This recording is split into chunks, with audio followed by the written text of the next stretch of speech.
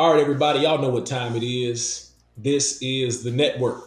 This is our attempt at creating a modern podcast version of the Negro Motorist Green Book. Every episode is designed to help Black people in four ways: physically, mentally, spiritually, and financial as we travel in and through America. Today's guest is Jason Brown. I've known this brother a long time, about 20 years. JB, how you doing, bro? Man, I'm outstanding. I'm feeling exceptional. I'm glad to be a part of the network, man. I'm blessed to be a part of this, man. I'm excited, man. Because it's been a while since we had a good conversation. Last conversation we had was a long debate about Outkast, but we're gonna talk about that. Yeah, definitely, definitely. And listen, we got to do that again. That's what I was trying to figure out, how all of this stuff works, man. Trying to figure out this technology stuff. But we're gonna definitely talk a little bit about that. All right, so we're gonna break the ice, man. We're gonna break the ice, give everybody a chance to get to know who you are just a little bit. All right, you ready for this, brother? Rock, man, let's go. All right, give us your government name. The government name is Jason Elliott Brown. All right, where were you born? Houston, Texas, Methodist Hospital, Southside for life, baby. Okay, you are a child of. James Edward Brown Sr. and Betty Jean Haynes Brown. You know you from the country when you really got those two names. Like they didn't just call my mama Betty, they called her Betty Jean. Betty Jean. There it is. Yeah. There it is. Yeah. Shout out to the parents. All right. Are you married? Do you have any kids? Man, I am married to the most, in the words of Keith Murray, to the most beautifulest girl in the world. And if she don't change the locks on me, it'll be 17 years, October 23rd. We got two kids. I have a 14-year-old son, freshman high schooler, baseball player. That's all he does. And I got a sixth grader who plays softball. And they're all at practice right now while I'm hanging out with you. Okay, good stuff. Good stuff. You are a graduate of. The incomparable Southern University and A&M College in Baton Rouge, Louisiana. Outstanding. What did you want to be when you grew up? Like when you were a kid, what did you want to be when you grew up? Bruh, it was really somewhere between a firefighter and a neurosurgeon. Okay. I couldn't make up my mind. I'm 0 for 2 in that area. And then and then I was like, you know what? I want to make commercials. I'm 0 for 3. Hey, listen, man. It's never too late. It's never too late. All right, here we go, man. Before we really jump into this thing, last thing for breaking this ice, I want you to rep your hood and give your shout outs to all of your people before we get started. All right. Well, first of all, I'm not from the hood. Unfortunately, I'm going to rep my suburb where I grew up, Sage Glen. It's still south side of Houston, Texas, because people say, man, you're not from Houston, man. My address says Houston. 77089 is where I'm from. So everybody in the South Belt, shout out to Clearbrook High School. Yeah, that's where I went. We broke the ice over there. We made our names, and my name is on the wall somewhere. Shout out to the wife if she's going to pay attention one day, right? And shout out to the kids who are going to be running their own podcast, right? And every educator, shout out to every educator out there, man. That's trying to figure this thing out through the pandemic. I was talking to a buddy of mine today, Mike, talking to Dre today. And Dre was like, but dog, y'all get off summers. I was like, yeah, that's cool. But my insurance is another car note. And then I got to pay that deductible to get to the 80%. So all I got to pay is 20. He was like, oh, word? I said, yes.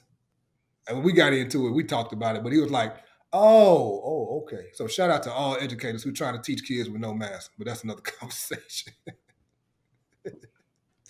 Man, one of my favorite things is, hey, listen, I don't need your respiratory droplets on me. How about it? Keep your respiratory droplets to yourself. Bruh, how about they be in school like this? Hold on, they be in school like this. Like, why don't you just put it on? If you're going to either take it off or put it on, but what's the point of, okay. It's an earpiece. That's all it is, man. It's an earpiece. It's an earpiece. All right, brother. So that's a little bit about Jason Brown. Hopefully y'all got to know a little bit about him. Jason, is there anything that we missed that you want to let our listeners or watchers know? Viewers. Yeah, the watchers. Man, honestly, since since I was 0 for 3 and all the things that I wanted to do when I grew up, and even part of that was, I wanted to I wanted to own my own business too. I still found the right place. Still found the right place. So when I was in high school as a senior, I took a class called PALS, and in that class we got to work with kids, and I really enjoyed it. And then I still went off to Southern and tried to do marketing because I was going to be Marcus Graham. That's what I was going to be, right?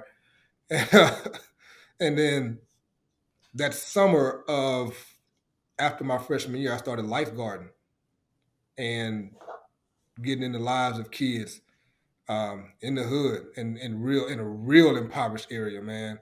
If you ever heard of Acres Homes is a nice area, but there's some pockets in Acres Homes on the north side of town. Man, if you make a left turn, man, you might not be in a good spot. But I was able to be out there, man, and work with those kids and build relationships and serve, teaching kids how to swim, coaching the swim team. With kids where if you go to another side of town, they wouldn't even let them in the pool, right? And that's when I discovered I'm in the right place. And so I've been working with kids literally since I was 18 years old, and I'm 45 now. That's good. That's good. Sounds like you are walking in your purpose. Oh, no doubt. And the thing about it is, even at 45, I think there's still so much left on the table. I'm still trying to leave it on the court. I'm still trying to pour as much as, like, I'm literally trying to empty myself. Mike. Yeah. Like I don't want to leave anything when I leave this earth. I want to leave an inheritance. I want to leave a good name. But in terms of myself, I want to be empty when I leave. That I've given all that I possibly could to help somebody out and to make my family's life better, and then the people that I touch even more so. That's good, JB. So you're already talking about your passion and your purpose. So let's keep going. So what is your why? What is your why? Weave that journey for us. What has led you to where you are now? Kind of talk about, some of those experiences that got you to where you are now. Wow, man. Mike, I've made a lot of mistakes in my life, man. I've embarrassed my family in some places, and I'm talking about my family name. Even embarrassed my family in terms of my wife and children in some places, as an older person. I've been so let's weave the story. Let's weave the story. My dad wanted me to be a dentist. He wanted me to go into medicine to kind of be the typical first doctor of the family. I tell people this all the time that, Mike, honestly, I grew up black privileged, if that's such a thing. Both of my parents went to college. They both went to Southern. We moved from Hiram Clark, which was a suburb, to even a whiter suburb. So I never went home worried about if I'm going to eat or who's going to be there, if the light's going to be on. When I knew I was going to graduate high school, it wasn't a matter of if I was going to college, it was where. I didn't have to. I didn't feel the need to necessarily hustle to get money for school, because I literally took for granted the fact that my parents had already kind of indicated that if you have a plan or you have a choice, then we're going to support you, right? Or you know what you're going to do, we're going to support you. And so I literally went in with the idea of, one, I'm not going to be a dentist. But still in the back of my mind was, I still want my dad to be proud of me. Yeah. Did you tell him, had you told your father that you didn't want to be a dentist? Oh yeah. I told him. And matter of fact, when I even brought up the idea of being an educator, he kind of was like, "What? Those people don't make any money," blah blah blah blah, which was true. Right. But it's the idea of, and I know it's coming from where he came from, because he grew up impoverished. He grew up in the country, broke. My grandfather was a sharecropper, and my mom grew up. They were farmers. So the idea of having a doctor in the family, or being able to say my son is a physician, I'm sure somewhere played in his mind, because most parents, want their children to exceed them. So my dad is in the oil and gas. He's an accountant. My mom's an accountant in education. And so the next step up is, terminal degrees, or you're a doctor of physician, or you're a lawyer or something like that. Lawyer, I thought about it, but I wasn't that interested in school, right? And so the I guess the compromise was, okay, well, I'm gonna go major in business, and I'm gonna get a marketing degree, right? And I'm gonna do this Marcus Graham thing. I'm gonna be successful, be dressed nice, a female companion or three, the whole the whole thing, right? Real life boomerang. Real life boomerang, right? Yeah. But then when I got in the lives of those kids, man, it was like lightning going through my body. I was like, this is it. I taught 26 kids how to swim 4 different strokes by myself. I said, this is it, and I enjoyed it. The fact that I can take these little kids out to the Braeswood area and to Mireland and to all these pools, TC Jester, and they're competing and winning medals against these kids who've been swimming all their lives. I'm like, I found it. I'm piling them up in my truck to go to the circus. Like, Mike, I found it. Let me ask you something, man. Yeah, and I'm taking you somewhere with this. So yeah, I'm like, so how many summer? Well, I'm assuming it was a summer, but how many summers or years were you giving swim lessons? I did that for 2 summers. For 2 summers, okay. So, man, because I'm hearing like a movie, right? I'm hearing like a little mini series, a movie. So, what happened that pulled you from swimming, or is that where you going? Well, so man, that's a good question. That's a tangent, but that I don't mind, because the following summer I stayed for summer school. Okay. So I stayed for summer school, and then so I stayed for summer school, and then I did that again because I was getting ready to graduate. So I stayed for summer school, got ready to do men's federation, that kind of stuff. Then stayed again to get ready to graduate. And that was it. But the thing is, I still kept some of those relationships. And so I still know some of those kids. When I got my first teaching job after I finished from Southern, I ended up teaching back in that neighborhood. And so when I walked into my first classroom and I'm walking the hallways, they was like, Mr. Jason? And now we're talking, 2 or 3 years later, they've grown a little bit. You got Tank in there, you got Ebony in there. Like they've grown a little bit, man. And so I'm in my wheelhouse now. I'm teaching algebra, right? And I'm loving it. And then I go back to my home church and I'm starting to volunteer in the church, and I start a mentor program at the church, and we're rocking and rolling. And before you know it, it goes from volunteering and just counting kids and handing out hot dogs to, hey man, can you teach this class? And I'm like, yeah, let's see if I can get into this Bible with them. And I was the cool guy because some of the older heads, I walk in and I'm dapping kids up. What's up? It's good to see you. I'm hugging them. Good to see you.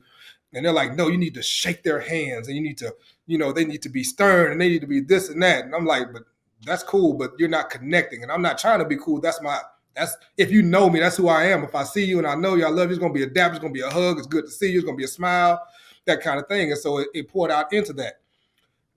Running the mentor program, doing this teaching now, go from teaching on Saturdays to now I'm teaching Sunday school. Like, okay, so we really got to dig in now, because I can't get up here teaching these kids wrong. None of that, right? We touching this Bible. We got to teach it right. So how old are you? At this time, I am got to be 25. Okay. When this stuff starts to unfold like that, I got married at 28. So you're about 25, 26. Yeah, somewhere in there. Then I enrolled in grad school, working on my counseling degree, just to get ready to move, to a different area in education, but still doing this church work, still in kids' lives, mentoring. Then I move into a counseling job, move a little further up in the district, get married, and then the church comes and says, we would like for you to come on full-time as our full-time director of youth and children's ministry. Okay. That's what I said. I said, okay, what's the compensation package? Because I'm in my profession. I don't have to leave my job. I'm doing fine. My wife and I are doing fine. Financially, the little debt that we had is now gone. And I don't want to put us in financial strain.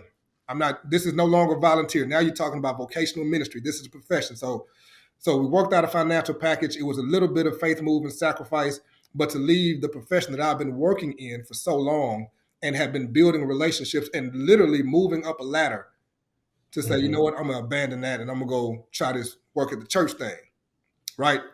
So it's going well. We're building youth ministry. This is 2008 now, 2008. Okay. All right, give you some time. So with 2008, we start this. And, it's a little rocky in the beginning because some of the people that I'm now leading helped raise me in the church. And so they got to take, they got to follow my lead. So there were some bumps in the road because, I'm young, I'm on fire. I got all the energy. I'm the cool guy. Everybody like Brother Jason, whoop de whoop de whoop. And they tired of this old stuff. Now we pumping some life into it. And I made a lot of young mistakes and prideful mistakes and almost ruined some very strong relationships as I tried to develop into a ministry leader. And, only the grace of God was able to, keep that stuff kind of tight, right? And we were able to continue to progress. Let me ask you this. Yeah. So, and I'm not going to ask you to go into detail, but what was it?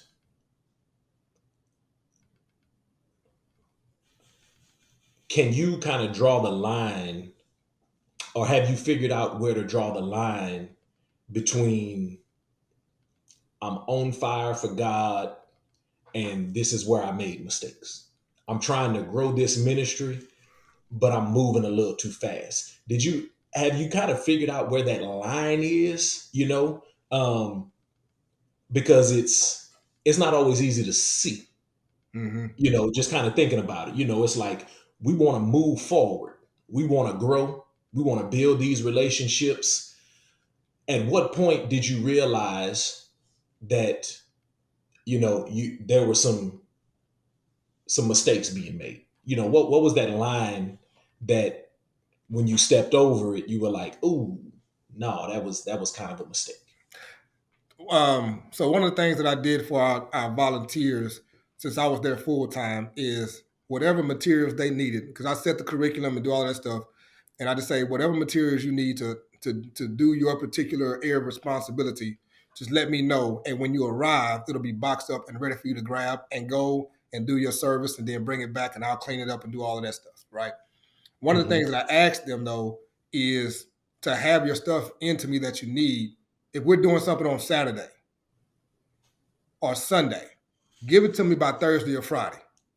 Because what I wanted for them to do is when they walked on campus, that all they had to do was grab their stuff because they're already mentally and spiritually prepared. So then we would come together and pray. And then, here's your stuff. And you know where your area is. Your kids are going to be waiting on you to pick them up and take you to the area. Right. So it's a Sunday. And one of our volunteers was in the room making copies. And in my youthful, I'm going to say arrogance is a good word. Okay. In my arrogance, I walked in and talked to this lady who, has 2 children that's in the ministry, but has been working before I got there because the ministry was already there before I got there. I was there to just, enhance, take it to the next level, whatever, or even keep the status quo. They probably would have been cool with that, but I'm not cool with that, right? I said, we are not making copies on Sunday. We've talked about this in training. We've said this. I set the parameter. I told you I'll do it for you. Just give me the stuff, but I want you all to come here and just get to it. Let's go. Because what it says to me, and this is the words I'm saying, what it says to me is that you have not prepared through the week to deal with the Lord's children. Okay. Mike, she didn't curse. But she said, boy, I'm old enough to be your mama. Don't you ever come in here and talk to me like that. We've been here. We've been doing this, blah, blah, blah, blah, blah, and just undressed me. And man, I walked away furious because who you think you're talking to? I'm the director. Yeah. They pay me to come and do this job. I'm the one that has the bachelor's and the master's degree. And I went to Saddleback in Irvine to go sit under Rick Warren to figure out how they do youth ministry there, and went over to Second Baptist, went over to Sagemont to figure out how they doing big youth ministry because I want to bring that attitude here. And you got the gall to say, who do you think you are? And then I realized, oh, she's a mom, she's a wife, she's full-time employed. And the only person in this room that does this every day is me. She walked away from serving for probably 2 years. And that's the blessing on that side, because once I saw myself in that, because I went and talked to somebody and I was like, man, who they think they are? They was like, well, maybe you could have approached that a little differently. You have to realize that you are the only one full-time, number one. Yeah. Number two, people have lives, man. They stuff happens. You don't know what happened, what she had to endure throughout the week just to make it to this point, to come and run these copies so she could do the best she could with what she had. You don't know what happened, and you didn't even give it a chance. That's the moment where you should have exercised grace. And that's when I realized that was so out of line. And so when she finally came back, man, I asked her to come and talk, and I apologized, because I was even in the next couple of years, she wouldn't say a word to me. And I'm like, you ain't speaking to me. I'm not speaking to you. Whatever. You know, we moving on because the ministry continued to grow and we continued to move on. So I showed that I didn't need you. We showed that we didn't need you, but we did because you were there to teach me something about me and my leadership style. Right? Yeah, let me ask you this. Prior to that moment, who, what, or how had prepared you to lead?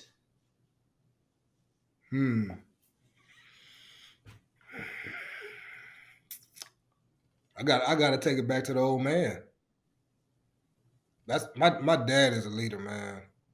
You know, I watched him do it. He was, you know, probably 20 years of presiding deacon. I watched him pastor. I watched him at one point. I think he did 2 terms as a national alumni president for the Yard. Right? Wow. He was a long time chapter president for at least 2 decades. Like I watched him, right? And even at the same time, I watched my mother handle all of that responsibility that he took on with grace. And that's the part I picked up later on in life. That watching her move, because that's the part of leadership too.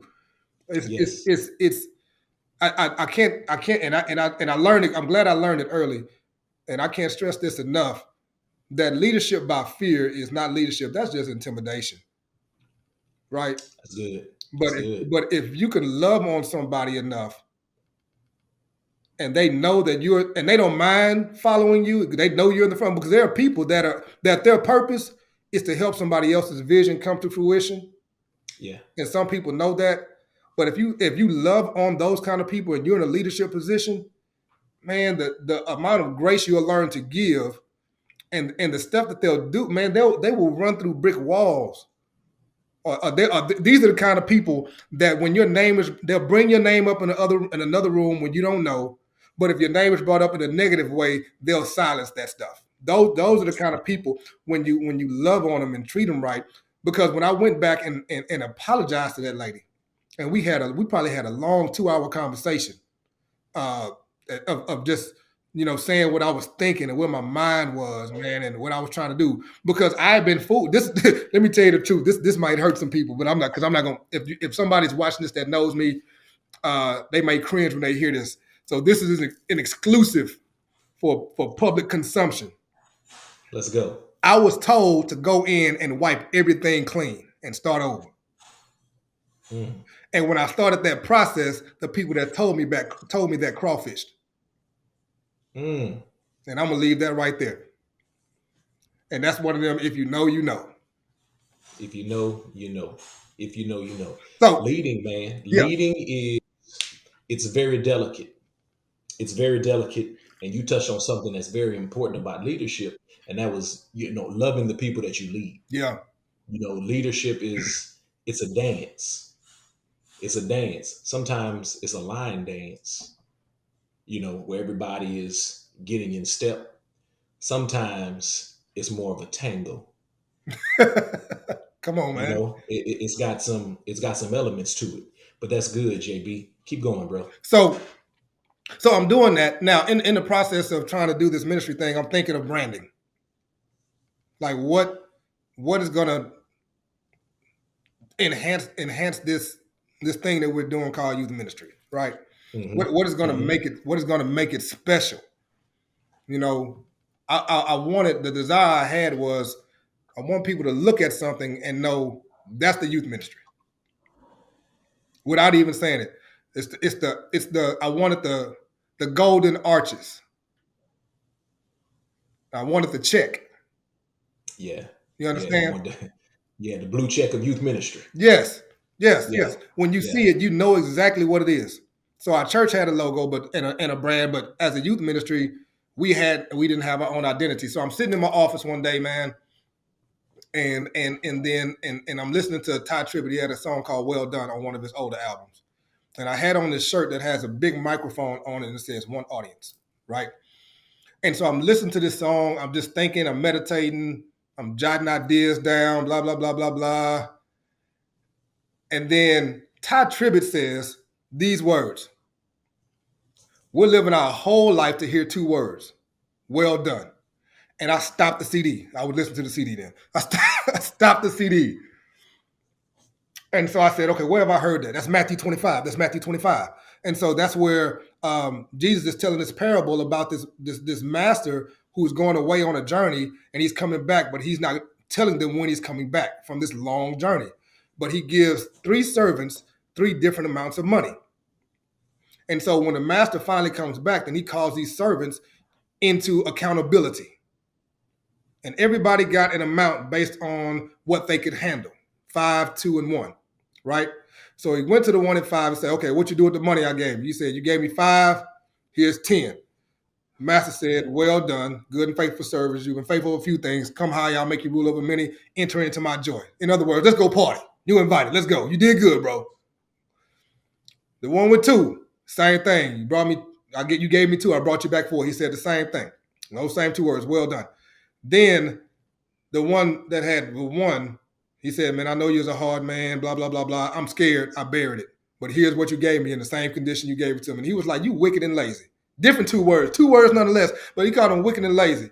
He said, at least you could have took it to the bank, right? Yeah. Get some interest on it. You could have taken it to the money changers. You could have exchanged it, done something, but you did nothing. You can't come to the party. As a matter of fact, not only can you not come to the party, I want you in the outside of the outer darkness. Like, you're going to go where they're weeping and gnashing of teeth. Like, it's not a cool place. Not only can you not come to the party, but I'm casting you away from this whole scene.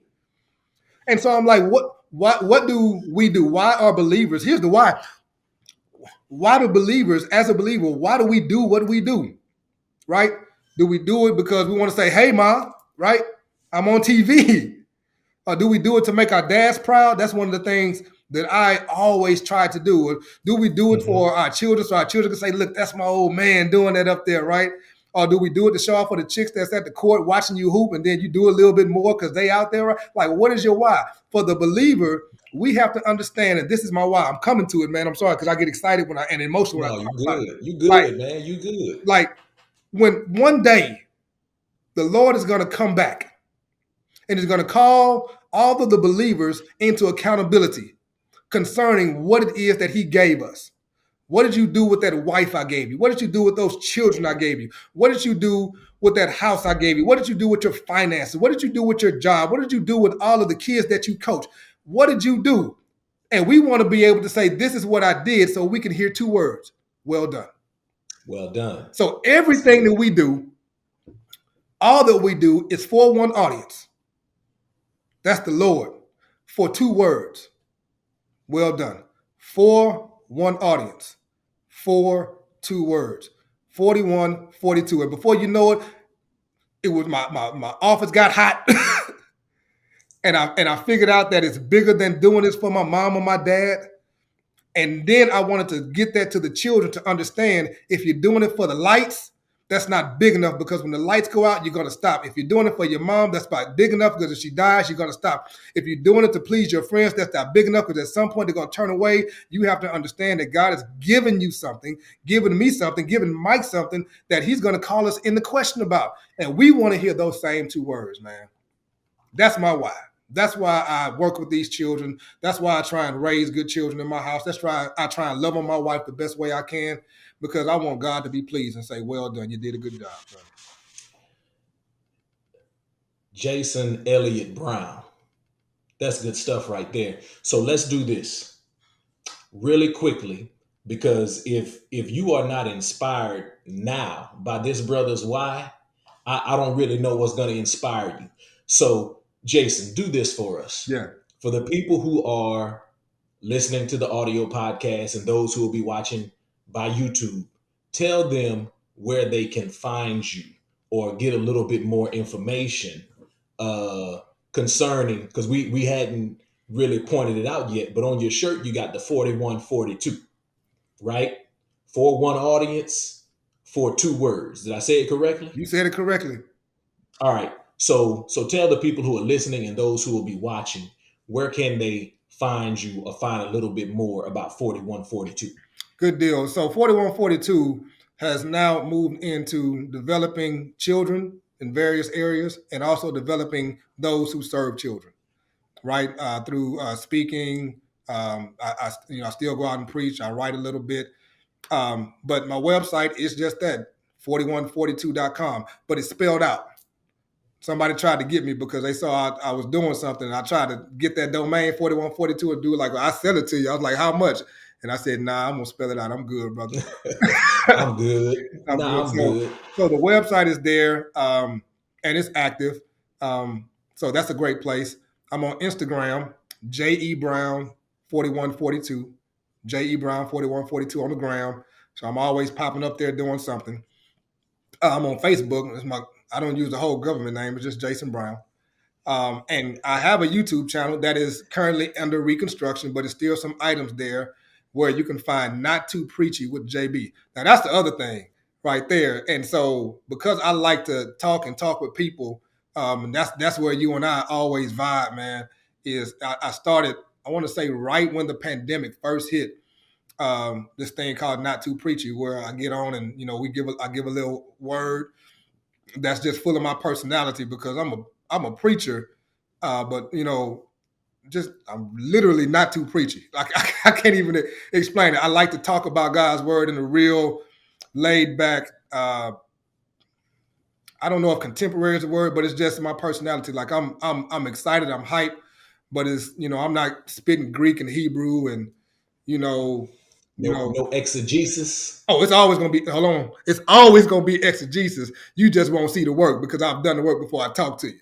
But okay. Yeah, it's always gonna be exegesis. But it's just kind of it's just kind of informal. And then I also bring on interviews with people that I'm cool with that have something to bring to the table that's inspiring. And so I do the show on Facebook Live. But I also post the videos on YouTube, and like I said, it's being updated, and I have a podcast. It's called Not Too Preachy.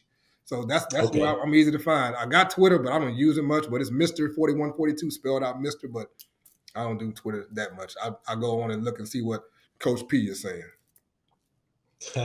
All right. So if you are listening to the audio podcast or if you're watching by YouTube, now is the perfect time for you to go ahead and hit that like and subscribe button. While you're in YouTube, y'all go ahead over there and make sure you find Not Too Preachy. Hit like and subscribe on that one as well. If you're listening to Apple, Spotify, wherever you're listening, man, tell somebody, share the podcast, tell a friend. JB, I want to talk a little bit more about Not Too Preachy. And my question is, why? Why Not Too Preachy? Why that title? Is there... My pastor put it this way to me one time. He said, we are called to be the salt of the earth, but sometimes we can be a little too salty. Bro. Is that what it is? So, too much salt to give you high blood pressure, right? Amen. Yeah. So, there's a story behind that. Can I tell a story? Tell the story.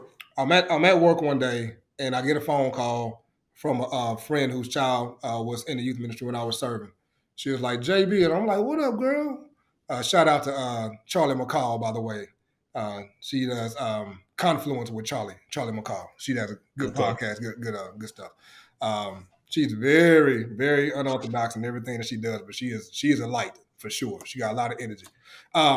And she just wrote a new book, but I can't say the title because she's Charlie McCall. Go look it up. Go find the book. It has a vulgar title, but I know it's the title is catchy. But anyway. So she called me just like, hey, would you because I wasn't doing Not Too Preachy, but I was doing videos, just motivational videos, and I was doing it live on Facebook. And so, people are watching. She called, she said, hey man, you might be good for radio. I'm on this thing called Blessed Beats. And Memphis, who runs Blessed Beats, is looking for content like yours. I'm gonna connect you to him, and man, he would love to have you on the team. Probably, man, just talk to him. I bet. So I get on the phone with Memphis, and talking to Memphis, found out that Memphis and I go to the same church.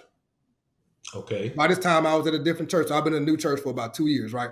So we go to the same church. And he was like, man, I love this conversation. Why don't you come into the studio? Let's talk some more about what we can do. I'm like, absolutely. So I go all the way out to where the studio was on 610 and Ella. I don't do Northside unless I'm on my way to Dallas or going to Burns or baseball, right?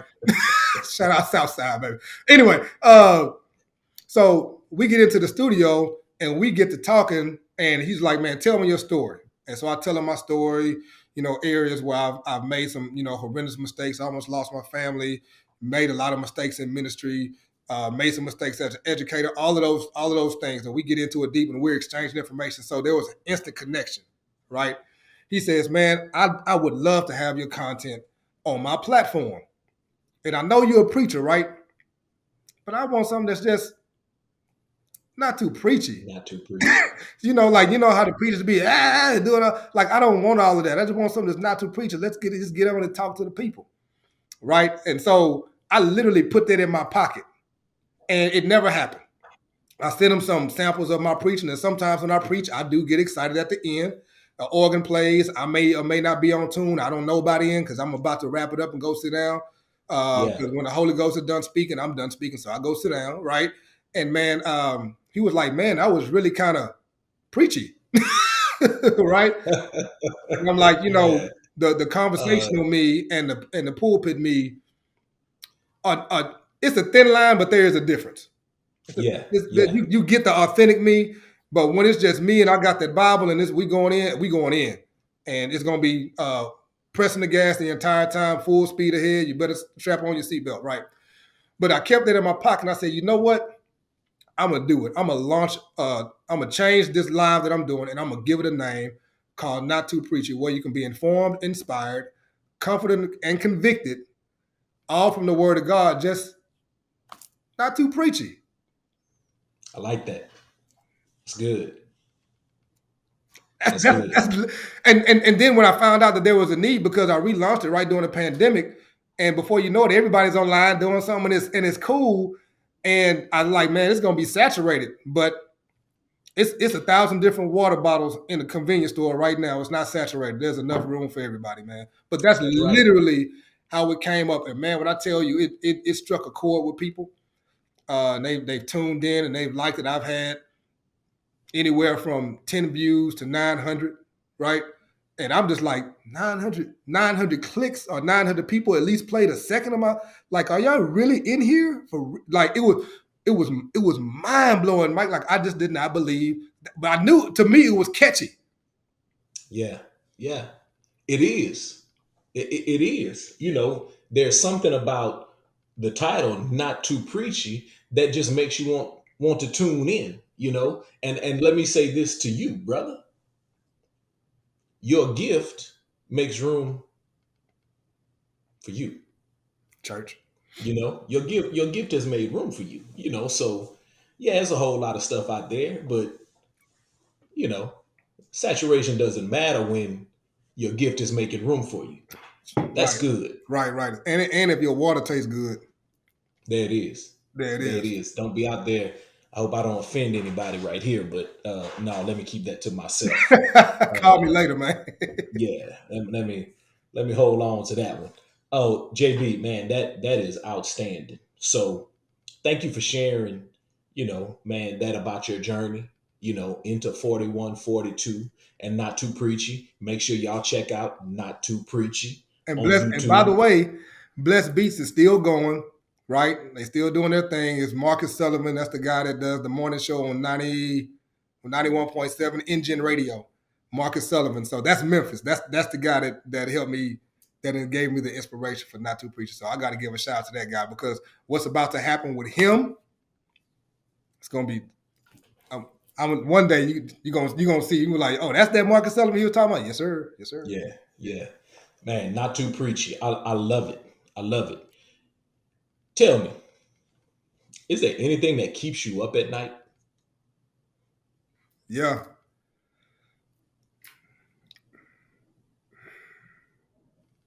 How much time have I wasted? How much time? One of my chief enemies is procrastination.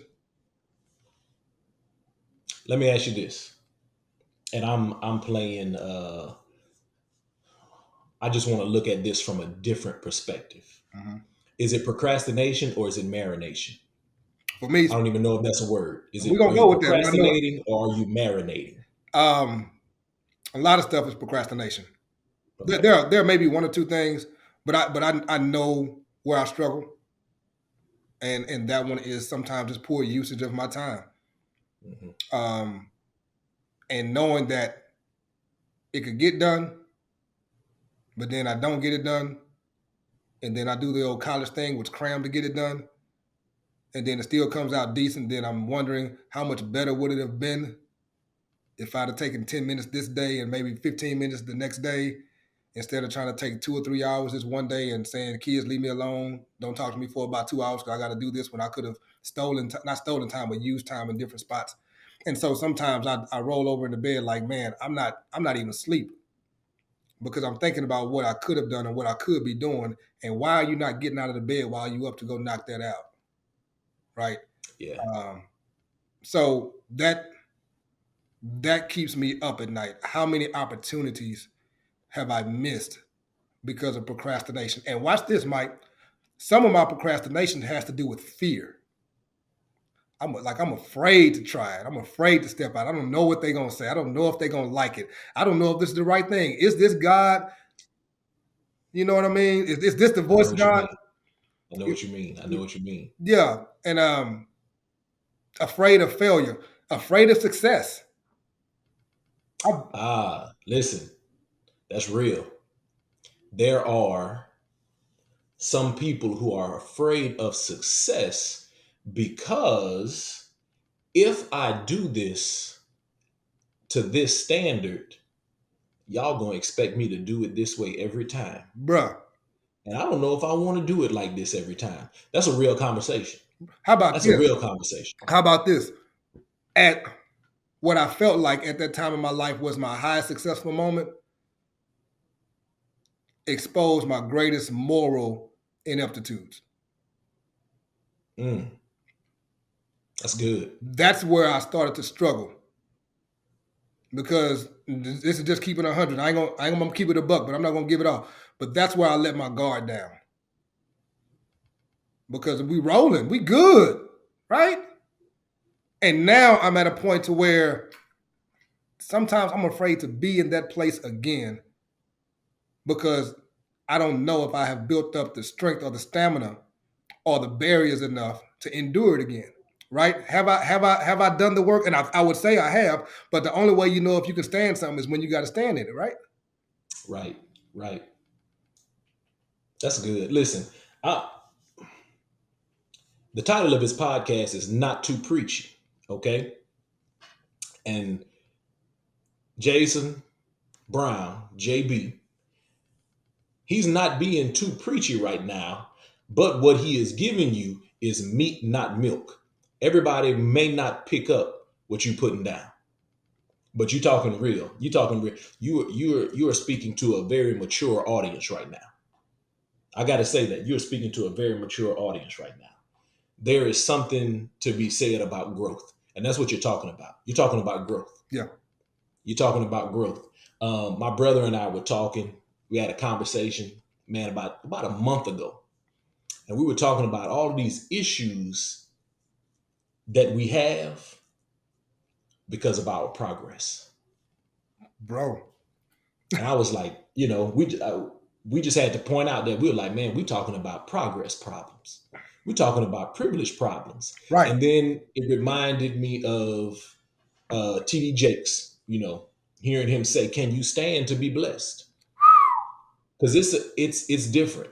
So good stuff, JB. Good stuff. Man, we could stay there for a minute, but we're gonna keep moving forward. Let's talk about recommendeds.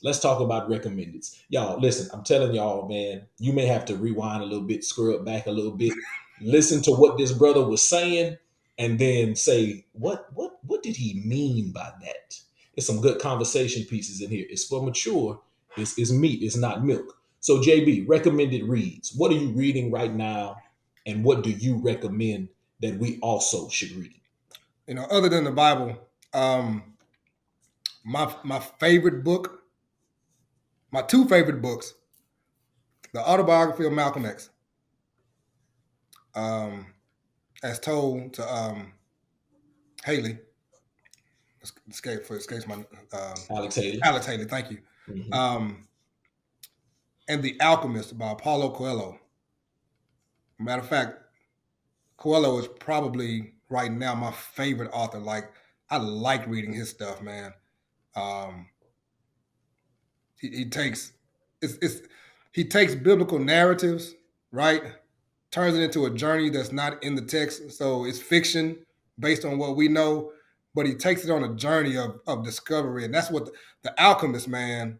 I mean, if you read any books, you have got to read The Alchemist, and you might need to read it twice. That's good. I like, and now that I'm thinking about it, Screw Tape Letters by C.S. Lewis. It's a fantastic read. So open your mind up to that particular reading. Right now, I'm trying desperately to finish Post-Traumatic Slave Syndrome. That, Mike, that is probably right now the hardest read because of the things that it's opening up and exposing, not only in my own eyes as I look at myself and how I react and relate to the world that we're in, but also as I look at the people with whom we share this world. Yeah. And understanding that you don't understand that you are a benefactor of our trauma, both monetarily and mentally. We don't have time to get into that, right? Yeah. But trauma has been a recurring theme in this season of the podcast. And it's time. Listen, I was reading the new Jim Crow, and I'm gonna be honest with you, JB. I had to put the book down. Add that to the list of a book that I hadn't finished because I couldn't. Yeah, I had to put the book down because the reading was I just couldn't take any more of the reading. Because somebody is not only putting words to the life that they're putting statistics behind it. They're putting data behind the life that you've lived these things. And now somebody is saying this is how systemic and bad it is. So I had to put the book down. When They See Us, I think that's the name of it, by Ava DuVernay. Yeah. Listen, I still haven't seen it. I can't watch it. I watched the first episode. I have not gone back to it. I can't, I can't. I'm having trouble. I can't ingest any more trauma, man. I'm because if I keep doing it, then I don't know what's going to happen. But I was in such a, I don't even know if angry, but that was a part of it. Like, I can't. And how do I break the cycle for my children? Am I pouring this trauma into? Because that's what our trauma is. Our trauma is transferred trauma. We've experienced some trauma, but a lot of our trauma as a people is transferred trauma. That's right. Why do we? So yeah. Another one, because New Jim Crow. I couldn't finish it. I'm still on page like 130 or something like that, right? So I decided to watch 13th, which it was hard to watch. Yeah. But Why We Can't Wait by Dr. King, which chronicles some of the boycotts and the reasons why they were doing the boycotts and the methods of the boycotts that was a good read as well. A lot of people, paint Dr. King as the ho hum when he was probably just as radical and revolutionary as any civil rights leader that was out there. Preachers wouldn't even allow him to come into their church, man. Black preachers would not allow him to come into their church because he come in and he's stirring up the trouble. Yeah, I have to do a better job in this next season of my life of getting to know Dr. King. Yeah. Not Black History Month, Dr. King. Yeah. You feel me? Yeah.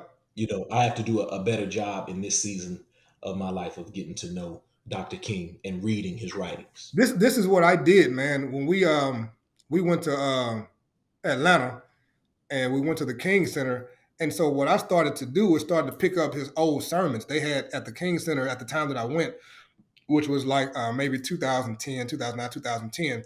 And in that bookstore, they had a lot of his sermons on CD, and I still have them.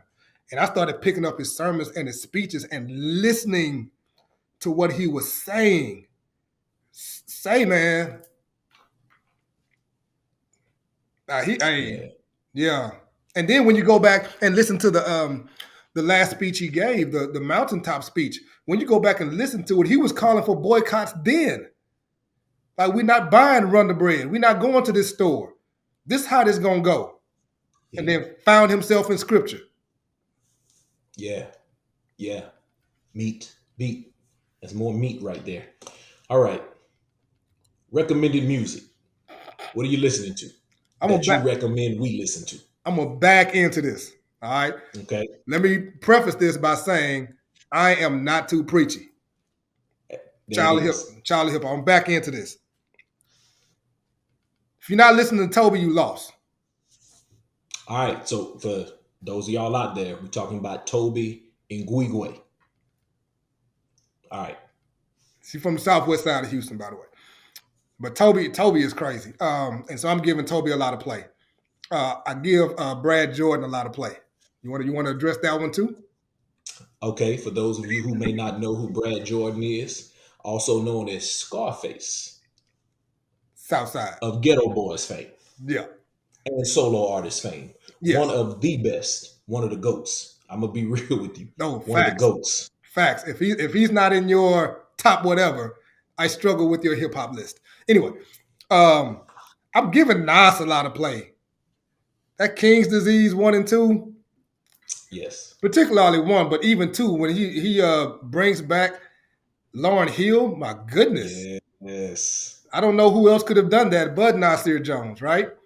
She's saving souls while y'all worried about her lateness. Come on. Yes, sir. Black Thought. I love Black Thought, man. And I actually, for about 6 months, I was listening to that freestyle on YouTube like once a week. Yeah, man. That's still incredible. Yeah. I hear it playing right now. I ain't gonna go through it. I like, if you haven't heard of Lecrae, I love Lecrae. Lecrae is fantastic, man. Andy Mineo. Like Andy Mineo is these guys come on the same record label, they didn't reach records. So Lecrae and Andy Mineo, right? Okay. But there's a guy that used to be on that record label that's not anymore, but has so much good music and so much good content. His name is Sho Baraka. Sho Baraka. Mm-hmm. If you go pick up, I think the last album he may have done was Narratives. The picture that he takes looks like he's mimicking Frederick Douglass. But he talks about, race, gentrification, addiction to pornography, I mean, and I have every one of Sho's albums, and he never disappoints. Lyrically, content wise, he is really one of my favorites. And he's not in anybody's top 5, but because he doesn't have that kind of mass appeal. But when he was in Reach, his appeal was a little bit better. Then he went independent and dropped a couple of albums. Man, I mean, that guy's incredible. But you also have to consider Antwan, Patton, and Andre Benjamin. Okay. Constant rotation. So again, if you're not familiar with those names, we're talking about Antoine Big Boy Patton and Big Boy. Andre 3000 Benjamin Stacks. of my personal favorite group, operating under the crooked American system too long, Outkast. Pronounced Outkast. Pronounced Outkast. For those of y'all who are listening out there and watching by YouTube. Yeah, my personal favorite group. That's where we agree, bro. If we never agree on anything else, we got the Lord and Outkast. Man, look here. I just domino. Man, big joker. Man, let's go. when you need that last book.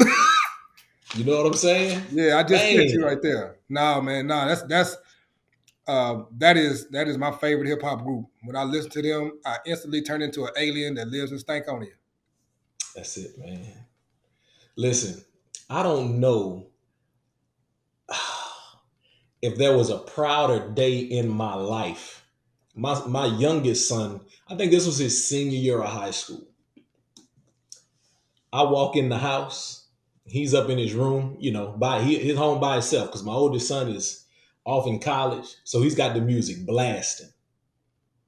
And I just hear that Outkast bass line, the Hootie Hoo bass line. And I'm like, perhaps I've done something right in raising this boy. Man, you want to talk about made a brother proud. Man. Oh, man. Yeah. That's the fact that when I play some of it sometimes, that my children know at least the chorus. Because I can't play all of it. Right. But they are very much aware. And so when me and my son, we get into these arguments about greatest lyricists, I said, first of all, you can't be in this conversation because your lexicon is very, very small. Yeah. We have a ways to go. I actually was a little courageous and played the Black Thought freestyle. And you know what that boy said? That was all right. That let me know right there. We have no conversations about hip hop. We can't. Yeah. He gonna hear it one day and be like, ooh. Ooh, right. Ooh. Did he say that? Don't go Kanye? Did he say that? Ooh. And he gonna come to you, he gonna be like, Dad, so you remember that Black Thought freestyle? Man, listen, we could stay here all day. Let's keep going. All right, recommended podcast. What you got for us? And besides not Too Preachy, because that's definitely recommended. So I don't listen to a ton of podcasts because my commute to work is so short. But if there are a few that I recommend, of course, the network, that's what we own, right? Enjoy this one. The Geto Boys podcast, though, is is actually a pretty interesting one to get perspectives from those guys in different areas. That's really it. That's really it. Okay. I listen to yours, and I listen to the Geto Boys podcast. But normally, when I'm riding into work, I'm NPR and sports radio. For the most part. Okay, good stuff. All right, we got 2 more segments to go. This one is the lightning round. Okay. So I'm gonna throw some things at you, man. First thing that comes to the dome, hit us with it. You ready? All right, let's go. All right, this question I ask just about every guest. If you could have any superpower, what would it be and why?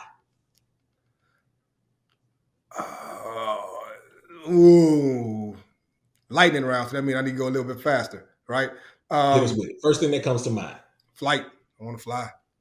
Okay. See, that's good because I actually got another question in here that deals with that. It's going to be easy for you. Okay. Would you rather live in the ocean or live on the moon? Oh, ocean. Would you rather time travel to the past to meet your ancestors or to the future to meet your descendants? I need to go to the past. I want to see where I'm from. Oh man, definitely. Would you rather lose all your money or all your pictures? Burning pictures. Okay. All right, here we go. I already know the answer to this one because you talked about it, but would you rather run at 100 miles per hour or fly at 10 miles per hour? Oh, and if that's the case, then I'm running 100 miles an hour, honestly, if I got to choose between those two. Okay. All right, fill in the blank. The pandemic has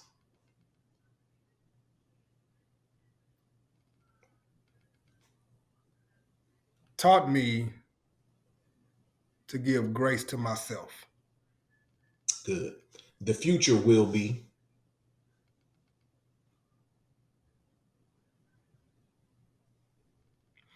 incredible if I keep waking up at 5 a.m. like I have for the past 2 weeks. the best thing about attending an HBCU was Oh, this is a public forum, right? yes, this is a public forum. Okay. Developing all of the relationships that I developed over those last years. All right, here we go. We got word association. Okay. Sha'Carri Richardson. Toast. I'm Reparations. talking about Camp 8 ball scraping it off toast. Reparations. Not enough money. Last one. Andre 3000. GOAT. All right, that was the lightning round. This brings us to the last segment. This last segment is called You Didn't Ask. You didn't This ask. is where you get to give any unsolicited advice. Excuse me. Water went down the wrong way. I understand. All right. So, what unsolicited advice would you like to share for this segment titled You Didn't Ask? You didn't ask me, but I'm going to tell you, don't let fear rule your decisions. You can actually move forward with the fear. That's called courage. Don't fall into the trap of saying you can't be afraid. You can be. Psalm Just make sure 13 you keep says, moving forward. just keep moving forward. The scriptures often say when I'm afraid, not if I'm afraid, when I'm afraid. Just keep moving forward. That's good. That's good. You didn't ask, but there it is. Yeah. JB, man, this has been excellent and awesome and any other good adjective that you can think of. Listen, good people, I need y'all to understand that this is the network. This is my attempt and JB's attempt. This is our attempt at creating a modern podcast version of the Negro Motorist Green Book. With each interview, we are building a network of talented professionals that you can reach out and touch. Make sure you get at JB, follow his social media, check him out with Not Too Preachy by JB. And then understand that every single episode that we do here is designed to help the physical, mental, spiritual, and financial health of Black people living in and traveling through America. Listen, subscribe to the network. You never know. You might need it. JB, brother, you have blessed us today, man. Thank you so much for your time. Appreciate you, bro. No, I appreciate you, man. Thanks for being a good brother, man.